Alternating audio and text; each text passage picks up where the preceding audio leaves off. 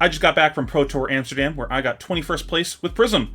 Let's jump into the deck profile and talk about why I played Prism and my different card choices. First of all, if you want the deck list, it's going to be in the description below, and if you want the sideboard plans on how to actually, sideboard for each of the matchups, that's going to be on my Patreon. The link for that will be underneath the deck list from February if you wanted to check that out. It's just $5 if you wanted to support the channel. Now, first of all, why did I play Prism? As I'm sure a lot of you know, I don't actually really like new Prism that much. It doesn't quite fit my style too much of how I like to play the game.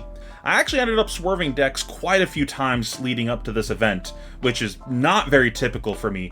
Every other event I've ever played at, I've locked in early and I haven't changed decks for the entire cycle. This one, though, I think I switched like 4 times or something like that. I just could not find a deck that I actually wanted to play. I wanted to play something that didn't sack Zen and had the least amount of gem roulette. The Zen matchup for Prism is roughly a coin flip or slightly better. Basically, if you end up finding your Arclight Sentinel on your Erudition Figment round, the game is pretty much over. I've never lost a game that I've resolved an Erudition Figment and then played an ALS on the same turn.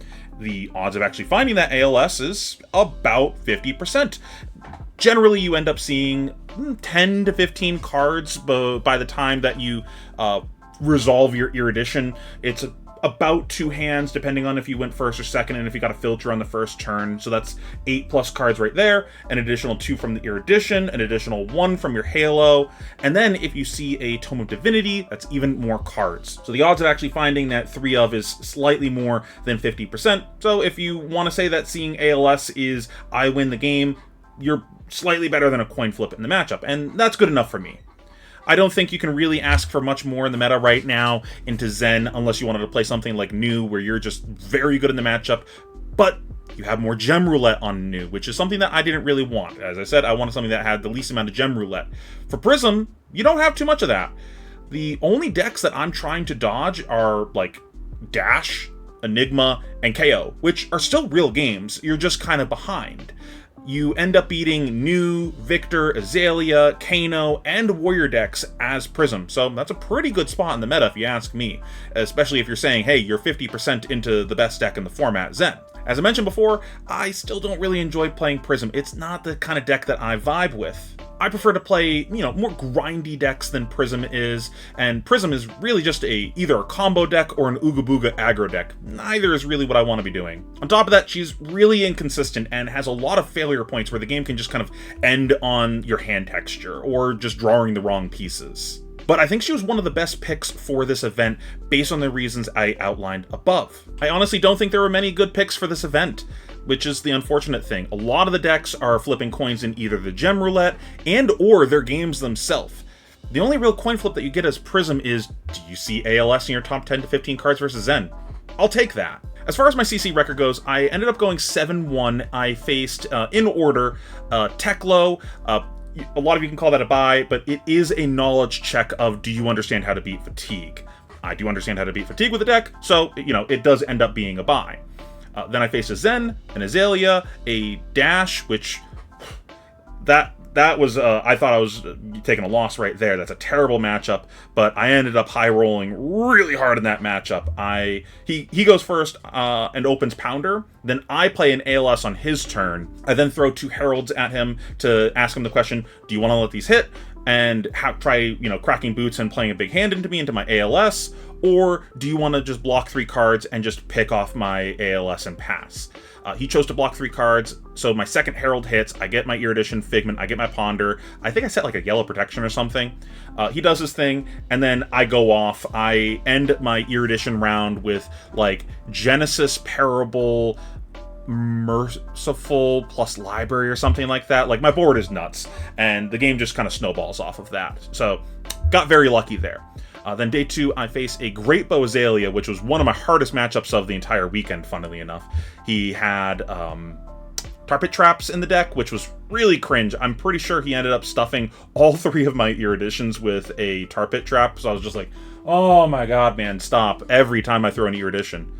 That was real tough. Then I faced a new KO, which was my only loss in Constructed, and then a Victor. The KO, he gambled more than I did over the weekend. I'll get to the gambling in a second, but he basically rolled scabs almost every single round of the game, and ended the game with Gambler's Glove's still on the table.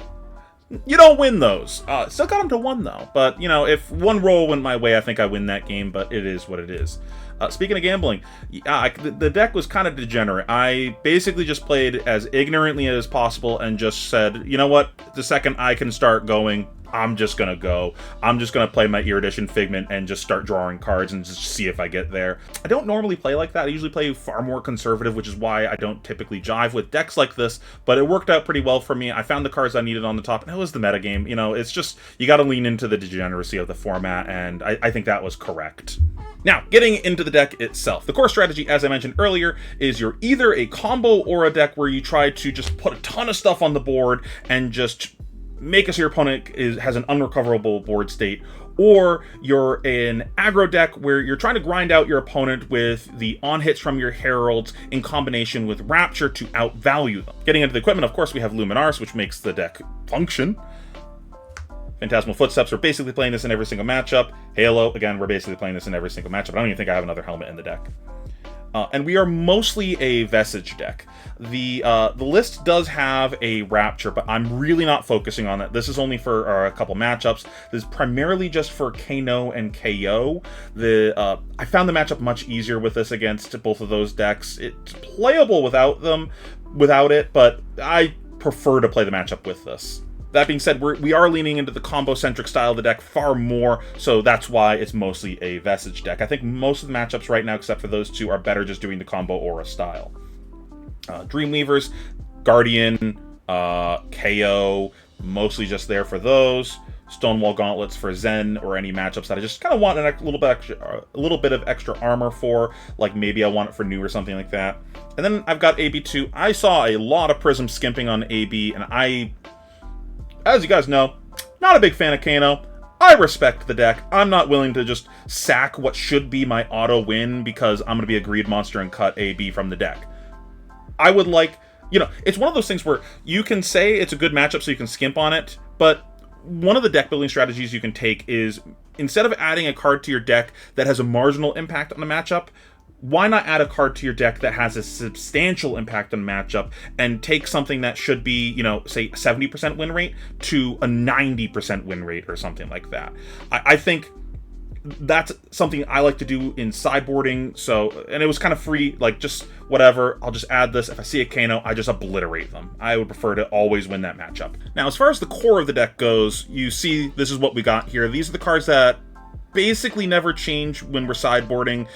Sometimes maybe I shave a copy or two just to make it a little better for sideboarding, but generally these don't really change. I'm trying to keep about 30 plus yellows in the deck at all times, and I like 17 blues. You could convince me to put an 18th back in, but this is what I ended up liking. We do have another Figment in the sideboard, but we'll get back to that later. I went with the Heralds that I felt like had the most impact in the different matchups. You do want to have a certain number of them just to have raw blocking value in the deck, just because there are a lot of on-hits running around like Command and Conquer and Weakest Links, and those do kind of screw you over. Plus, having 3 blocks to block the needles is pretty important. Basically, the only Herald here that is, like, debatable that you could switch out for a different one would be the Protection, but I really like that in a lot of the matchups, especially the grindier ones. For the blues, I got the 5 auras. Again, you could convince me to put another one in. I found that I didn't need the extra Pierce in a lot of the matchups. It was originally blue, another Pierce and just one less blue Herald, but I switched it over.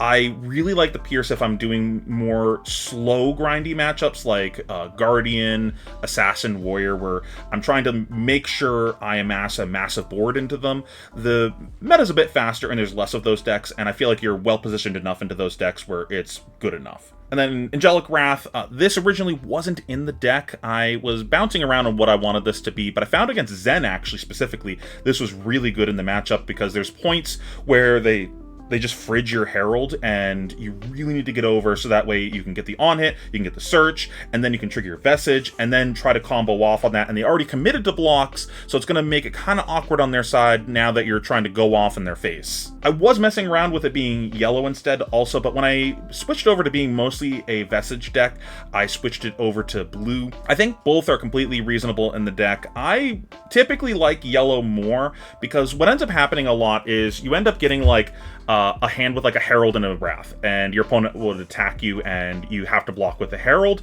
and the Wrath is going to be your pitch for the turn. If the Wrath is yellow, then you get to still play your turn and have go again, where if it's blue, you don't get that option. So I liked the yellow for that reason before. But where there's less reasons for me to block and I'm just trying to be ignorant and just combo my opponent more often, the blue is better in that spot because I'm just not blocking, and then I'm just going to hold this card and ask my opponent the question, what am I doing with this card in my round? Am I going to play it to pump my thing because you fridged my attack? Am I going to use it as pitch towards my Vestige to get 4 resources? What am I doing with this? You let me know. I'm going to use the more versatile mode on my side. And then lastly in the core is Light of Soul. This is a card that I also saw, I think Austin cut this from the deck, and I do not agree with this in any universe. Specifically for Nationals, I believe he cut it. I don't remember if he was playing it for PT or not. This card is, you know, I think Library is like not a mandatory card for the deck. I think you can get away with playing Prism without it, but I think the impact that Light of Soul has to the deck, it makes it mandatory to the deck. This card swindles your opponent sometimes out of games that you had no business winning because you just didn't have the soul to recover the game. This gets you back in games. This pulls you ahead in games. It's so crazy. The value of a soul in this deck is so high. It's worth so much, and just getting it for free, plus triggering your Vestige, is a massive deal in the deck. So you get to do that, and it doesn't matter if your opponent blocks anymore. You already get to do your thing, and then maybe you can play your Tome after that and keep going. It opens up so many crazy things. Plus into some of the blocky fatigue decks where you need to combo them or you need to loop them, having this Light of Soul in your deck is really impactful. So that way you can get ahead on Soul, because there's some matchups where it's just really difficult actually getting a soul because none of your heralds are ever connecting. So getting to that engine going is really important. Next up, we have a package of red heralds. Originally, I only had 6 in the deck, but I found that I was having some issues into Zen when the Zen was just willing to block and play a more paced play style where they're like, they're willing to sit there and say, I'll wait for you to have a turn where you're not throwing a red herald at me, or you only have 1 herald in your hand. Because sometimes you only draw 1 herald, and if you're on the Zen side, you can kind of try to chip in on those turns and try to pivot off of that. Or wait for the Zen to draw a popper and then just screw over whatever you're trying to do, and they'll just go off on a 4-card hand. So I found the extra set of reds was kind of necessary for that. These are very good into the Zen matchup. Not necessary, you can definitely play with just yellows, but I found it significantly improved the matchup, and they're good in some other places too. I find the KO matchup is really good with these extra reds up here. The style that I try to play the matchup in incorporates these into the matchup where I'm playing for specific turns where I get ahead in the matchup, and if you don't have the 7s, it can be kind of difficult. I think if the meta shifted towards a direction where you're basically only comboing people, though, I would just cut all these from the deck, but for this specific event, they were very good for me. And then we got our Judgment package. Like I said before, I have 1 more Figment in the deck. This package basically just comes in for Zen and Pheano. Quite good in those matchups, just turning off what they're trying to do. You don't really need the extra tech for Pheano, but you know, it's there for Zen. If I have it already, I might as well bring it in for Pheano. It's kind of a big deal being able to shut off their hero power, instant speed, getting their bonds card, turning off anything they banish from Harmony. There's a lot of different things that these kind of effects can mess up. It's just like Chain back in the day, where you just can throw one of these and it can just shut off their turn. One thing that I find is important with this, though, is trying to sandbag it if possible. Present them an attack that will incentivize them to block or block with armor, and then throw the Judgment afterwards and try to trick them. A Savvy Zen probably shouldn't be doing that, but you can win games off of that, so it's something to be aware of. You know, opening on it, usually not the wisest. It kind of is heads up that, you know, this is what's gonna be the thing that matters on the turn. Whatever you throw second probably doesn't matter next to the Judgment. So playing around their armor with things like this is kind of important. And then we have our defensive package, Soul Shield. You know, it's a mainstay in the deck. Really, like I mentioned before with Light of Soul, sometimes it's hard getting Soul, so this card's very important for kind of getting that Soul going, so that way you can just go, now I can start going, especially in the matchups with lots of poppers and stuff, or they're just willing to just block everything that you do and just never let you get that first soul going. Once you get that first soul, the game's infinitely easier and they can't stop you from doing your thing anymore. That all you got. Obviously grew it against Zen. It was a bit more than that, though. One of the things with the matchup that was very difficult is dealing with their rounds where they go like Needles, some other junk into CNC, and The play pattern a lot of the times is you would like to block a needle, but that means that you're going to get screwed by the Command and Conquer at the end. And you just have to say no blocks to everything afterwards until the Command and Conquer comes, and then block that if you can.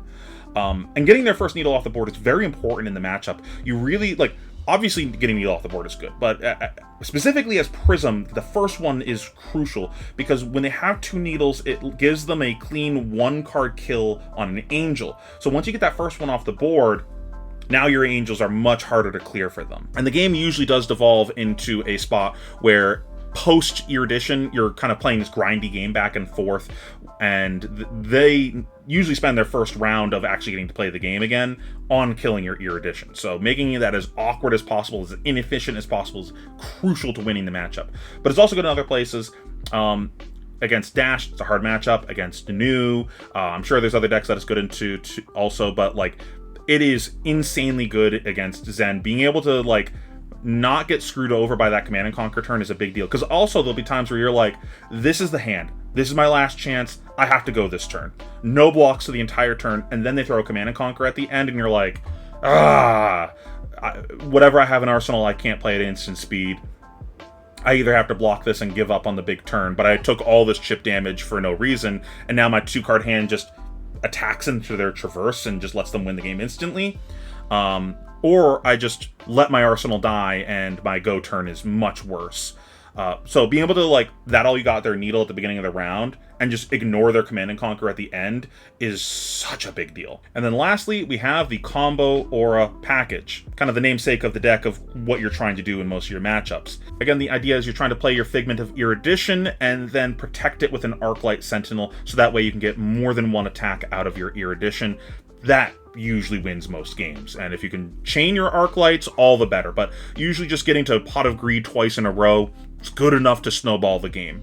A lot of the times what you're actually, like, you know, deeper than that is you're trying to swing with your Erudition and back it up with an Arclight afterwards, and what you want to do beyond that is what I like to call is make progress of some sort. Either you're making damage progress or board progress. So on that turn, with the rest of your cards, I ideally want to either establish one yellow aura or a yellow aura on a blue aura, or I want to get damage plus an aura. I want to try ending each round that I swing with Erudition, that also has an Arclight, with plus 1 other permanent on the table. So if I Erudition Arclight, I want to Erudition Arclight Merciful, for example. I want to have one more thing on the board for every time I swing with the Erudition that also has an Arclight. The reason for that most of the time is because I generally, when you play the Arclight, they're incentivized to block. And if I throw a bunch of Heralds on the same round that I play the Arclight, I am losing a lot of value in what I'm doing. The best thing I can do most of the time that I'm playing an Arclight is leave them stranded with cards. If I just swing an Erudition, they no blocks it, and then I just put a bunch of shit on the table, they IP3 themselves, and I got value in that sense. So the turn that I'm done doing the Arclight stuff, that's generally when I want to make the damage progress. So I'll try going like Erudition 2 Heralds and make a bunch of damage, maybe get an Angel flipped also, maybe get another permanent on the table, but I would like to end at the end of my Erudition rounds with like 3 to 4 permanents in play afterwards and just be like, okay, we reset the game, we're a parity on life, but I'm the attacking player and I have a bunch of shit on the table. Good luck. Like, it's very hard for you to recover from the spot now, because you still got to clear all these auras at some point, or just lose to them. That's also a choice. You can just lose to these auras. It's very powerful, very oppressive, very hard to actually deal with if you get multiple swings out of your Erudition. So typically, when you see Prisms in the past like year or so, they're just playing like the Merciful Genesis, Arclight, and Tomes. Usually Library also, but Parable's the weird one.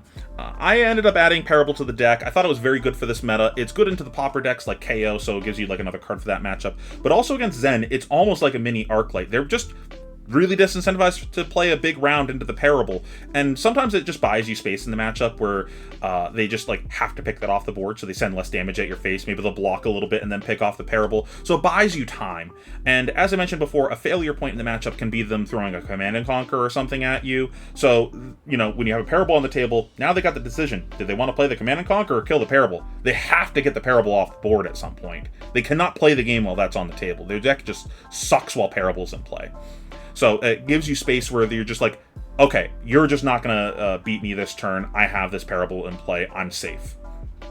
And it's pretty much the only aura that you can put into play while you're doing your Erudition shenanigans that they care about. So, like, while I'm making my progress of playing things, it's actually something that matters. So I can, do my first Erudition round, Arclight Parable, go into the next turn, Erudition again, throw 2 Heralds, reset.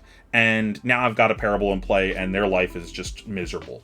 And the awkward thing, too, is a lot of times they don't know if they're allowed to even block armor there.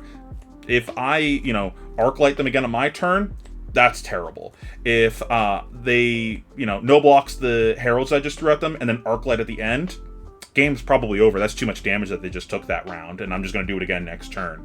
So it's a damned if you do, damned if you don't spot a lot of the times for them. So, but yeah, the Parable's very good in that matchup, and it's also just good in other places. It's generally a card that's always good. Parable's overperformed for me in Old Prism, and it overperformed for me at this event. I think it was the best aura that I resolved all weekend. It got like 10 value in a bunch of matchups. The card's just insane. And then Library. I talked about this a little bit earlier. I actually don't think this card's necessary in the deck. The game that I played against the Dash, this single-handedly won me the game. It was insane. But it didn't really come up in any of my other games, and even the games that I resolved it in, it was good. But it could have also been what cost me the game if I had drawn it at a different point. I've had a love-hate relationship with this card for a long time. I love this card because, A, it's just like bananas good, but also Howling Mine effects are just one of my favorite style effects in Magic. I love asymmetrical effects that you deck build around to use it better than your opponent, and this is one of the best versions of that I've ever seen. People don't play yellows. The card's nuts, but it being a non-block, non-pitch does come up sometimes. Like, for example, it could be the reason that you could lose against a new, even though that matchup's super favored. Like, you spend your turn playing this, not actually making any damage progress or board progress just to draw an extra card. Or maybe you don't even draw a card. Maybe you lose 2 cards or block with 2 cards and just play this. And that's the space that the new needed to just kill you. Or maybe you draw it during your combo turn and now it's a brick in your hand because it doesn't pitch and you needed to pitch to play your ALS. You're like, I literally needed any 2 cards in my deck. Even double red let me play this ALS here. Now that I drew a library, I can't play it, so I lose the game. It wins games, it loses games. The high variance nature of it is something that I typically don't really like, but against Guardian and some of the other slow decks like Warrior, it's just insane against those decks. It can just single-handedly win you the game, where they just don't have the same level of kill pressure into you as something like a new, where they're just saying, I'm just going to ignore your board and just go face because I can't win if you combo anyways. So if you're trying to build this deck for yourself and you're on a budget and you want to cut something, feel free to cut this. It's not a big deal. It's not that deep, as Lucas Oswald would say. Now, I just want to briefly cover a few cards that I was considering going into this event that I didn't end up playing, as you might see them absent in the deck. One of the big ones is Celestial Cataclysm. I'm not playing any poppers. I don't think they're necessary for the mirror, especially if you're trying to kind of combo them instead of leaning into the Rapture style. If you're trying to Rapture your opponent, you probably actually want this because you're trying to play the game that way. Like, if you're playing like a Rapture mirror, these are insanely good. But if like one of you is playing combo, then they're like less necessary. The game's just like not about that. I'm still not sure what's correct in the mirror. I go back and forth on it. I think both styles have their merits. I needed the space, man. I could not find space for a couple of cards. Like, I really wanted the That All You Gots. They were just so good in that matchup. The other thing with this is it's important in some of your grindier matchups where you're trying to do the combo aura game plan, and it's like your plan C in the matchup if things go to shit, where you like end up running out of certain things that you needed to win the game. So you end up getting double Genesis going instead, and you set up a pitch stack of like 3 Cataclysms, Erudition, with another Herald underneath the Erudition because they had to block the Cataclysms at some point, so now your Erudition gets through. Yeah, that's niche. It doesn't come up very often. It's just nice as a backup plan in the deck, but I didn't feel like I needed it, and I didn't miss it a single time over the weekend. Granted, I played 0 mirrors, so maybe I would have missed it in that spot, but who knows. Typically, I haven't missed it in the mirror too much in the past, though. The only aura that I'm not playing out of the yellow aura is Ode to Wrath. I was considering playing this one for a while. I had this in over the other Wrath, the Angelic Wrath, for a long time.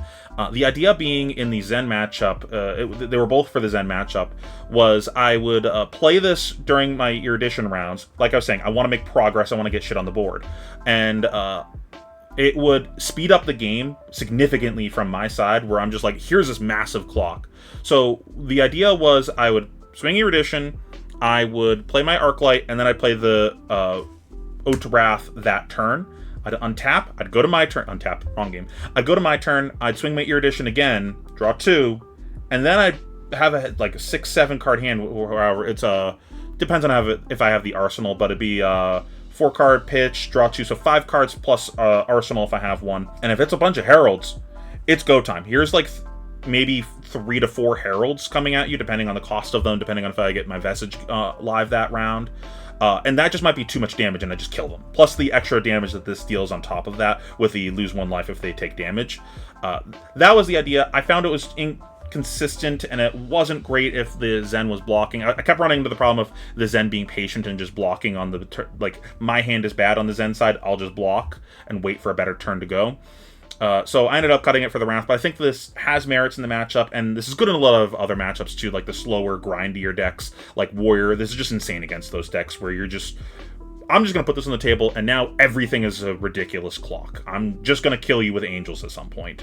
Now my Angels are 5 damage, and threatening 5 instead of threatening 4. It's just so good in those matchups. And again, that if you can, untap and then throw 4 Heralds at your opponent, the game's just over. They just can't recover from that.